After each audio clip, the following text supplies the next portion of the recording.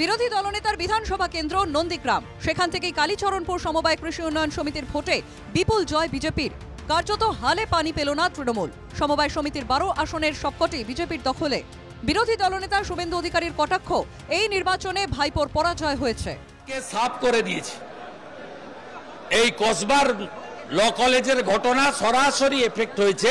এটা general election নয়, তবুও কোপাটিপের যে দুটো ইলেকশন আজকে ছিল, দুটোতেই চোরেরা হেরেছে, ধর্ষকদের পার্টি ভাইপো গ্যাং হেরেছে। কালীচরণপুর সমবায় কৃষি উন্নয়ন সমিতির ভোট নিয়ে কম জলঘোলা হয়নি। বিষয়টি গড়িয়েছিল আদালত পর্যন্ত।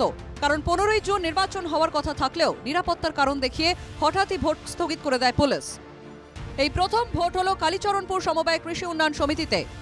মোট আসন 12, মোট ভোটার 800। ভোট হওয়ার কথা ছিল 15ই জুন।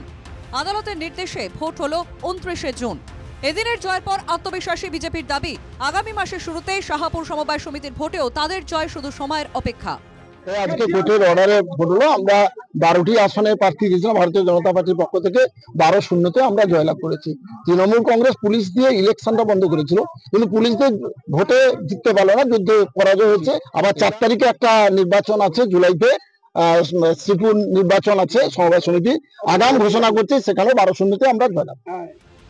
1960 সালে নন্দীগ্রাম 1 নম্বর ব্লক তৈরি হয়েছিল কালীচরণপুর সমবায় কৃষি উন্নয়ন সমিতি। প্রথম থেকেই সমিতির সদস্য নির্বাচন করতেন গ্রামের লোকজনই। 2011 সালে রাজ্যে ক্ষমতায় বদল হতেই বদলায় পরিস্থিতি। সমবায় সমিতির সদস্য নির্বাচন করার দায়িত্ব নিজেদের হাতে তুলে নেয় তৃণমূল। এই প্রথম সেখানে নির্বাচন হলো, আর প্রথম ভোটেই বাজিমাত বিজেপির। ব্যাপক কারচুপি এবং সন্ত্রাস করে জয়ী হয়েছে বিজেপি, অভিযোগ তৃণমূলের।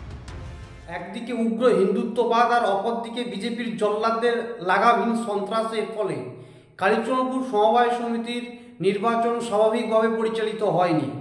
আপনারা যদি সাউথখালী নির্বাচন ক্ষেত্রের ফলাফলের সিট যদি আপনারা দেখেন, তাহলে বুঝতেই পারবেন যে সন্ত্রাসের মাত্রা। শুভেন্দু অধিকারী বলেছিলেন, কালীচরণপুর সমবায় সমিতির সব আসনেই তারা জিতবেন। জেতার পর সকলকে লাড্ডু খাওয়াবেন। এদিন ফলাফল স্পষ্ট হতেই বিজেপি নেতারা নন্দীগ্রামে লাড্ডু বিলি শুরু করেন। আগামী বছর বিধানসভা নির্বাচনের আগে এই জয় বিজেপিকে বাড়তি অক্সিজেন যোগাবে বলেই মনে করছে রাজনৈতিক মহল। নন্দীগ্রাম থেকে সঞ্জীব দবের রিপোর্ট, NKTV বাংলা।